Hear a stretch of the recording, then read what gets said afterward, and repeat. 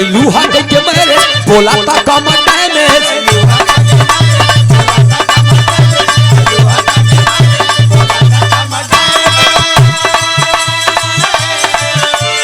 देख तो हर ब्यूटी हमार ब्रेन हो जाता है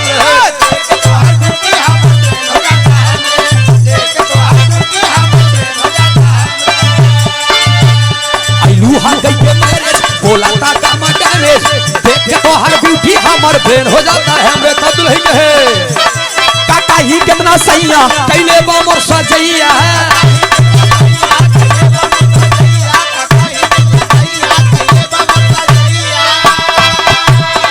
अरे धून देला बेहराती जैसे रजैया है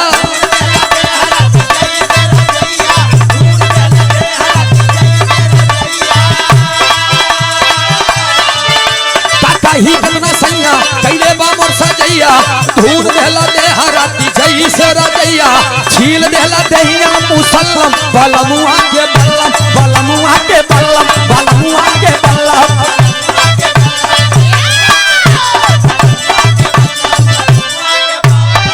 हाय बल्लम बल्लम ओके बल्लम हाय बल्लम बल्लम ओके बल्लम हाय बल्लम बल्लम ओके बल्लम हाय बल्लम बल्लम ओके बल्लम हाय बल्लम बल्लम ओके बल्लम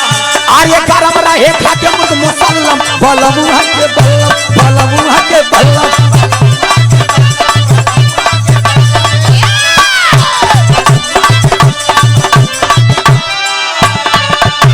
काम मेरा रुका तो सुना सुना अभी हम कमजोर है हाले में शादी भइल हल ही में गवाना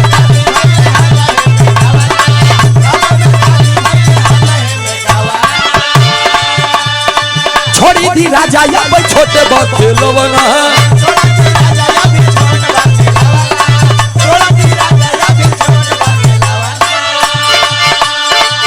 एक मिनट हाले में शादी भइल हलो ही में गवना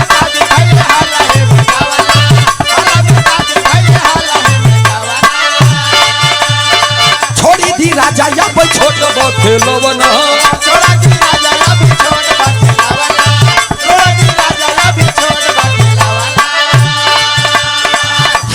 शादी भइल हाला ही में गवना छोड़ी दी राजा या भाई छोटे बखेलवना नशा में बाड़ा पूरा तू मातल नशा में बाड़ा पूरा तू मातल आज बानी जवानी के बहैवा का बहैवा का बहैवा का मेरा रुके अरे सैया मोरा धई के कोरा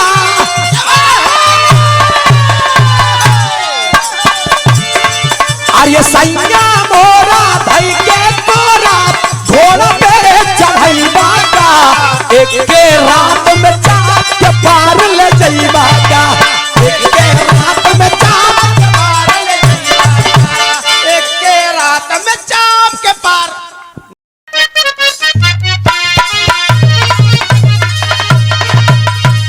वाह ये हमरे बिमलेश भैया के फरमाइश बा दुल्ही कहे हिले के पलंगिया त रोज हिलाता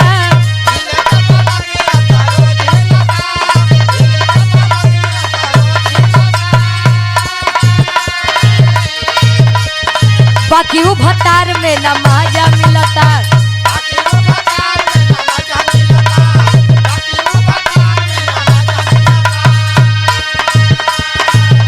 चौकी बहुत नहीं खे सही से मिलनवा बलम के बांगुड़ बा बेलनवा बलम के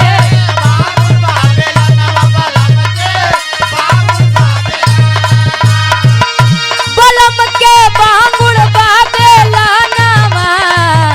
राजा के बांगुड़ बा बेलनवा बलम के बांगुड़ बा बेलनवा राजा के बांगुड़ बा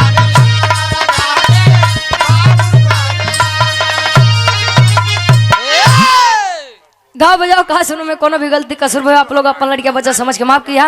और ये गार्जियन जी करकोली सोनभद्र के प्रधान जी पूर्व प्रधान जी हमारे लल्लन भारतीय जी उनके लड़कियां अशोक भारतीय जी ने भैया वो आर से ये हमारे भैया के फरमाइश बा दुल्ही मनामन कर राजा हो तो है कैसे मनाई, राजा हो तो है कैसे मनाई, राजा हो तो है कैसे मनाई। अरे रतिया में हमरे न लागयऊ भाई, राजा हो का हो आत्मा रूपी दुल्हन परमात्मा रूपी दुल्हा के वर्णन बा। वाह विराह सम्राट स्वर्गीय दादा श्री राम कला यादव जी प्रयागराज से गुरु जी गीत के बड़ा लहाई के गाँव में कहे अरे रतिया में हमरे न लागयऊ भाई, राजा हो तो है कैसे मनाई, राजा हो तो है कैसे मनाई, राजा हो तो है कैसे मनाई। रतिया में हमरे न लागयऊ भाई, रतिया में हमरे न लागयऊ भाई, राजा हो तो है कैसे मनाई, रजऊ हो तो है कैसे मुआई। मुआई नहीं हो मनाई। पहले के दुल्ही लंबा घूंघट करे काहे बदे जाना था। हाँ उनका दांत बड़े बड़े होते रहे, मुंह तो पे रहे। ये रंदल घिसे जात रहे। पहले के दुल्ही मांग भर के सिंदूर लगावे यहाँ से कि सुहागन बनकर मैं आई हूँ और सुहागन बनकर ही मैं इस दुनिया से विदा हो लूं। आज के दुल्ही तनी से टिकली है काहे बदे जाना था। ये जल्दी मरा दूसरे के जाई। वाह इसे तार वाली कितना लगा वाह इनके वाली जीसीबी से लगा हुआ था। तले तू 150 प्लस आए हो वाह बारे जमाना कहे बीतबल पनवा तैयारी गए जवानी, बीतबल पनवा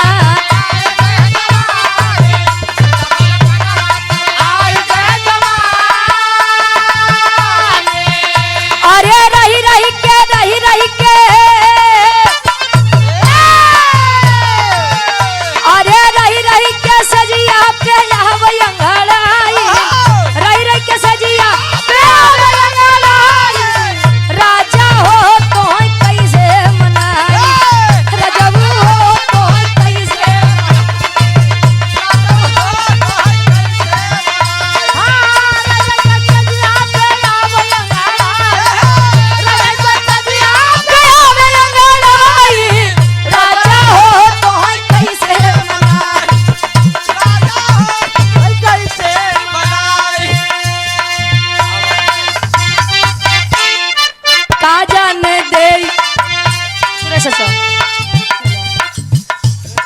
का जान दे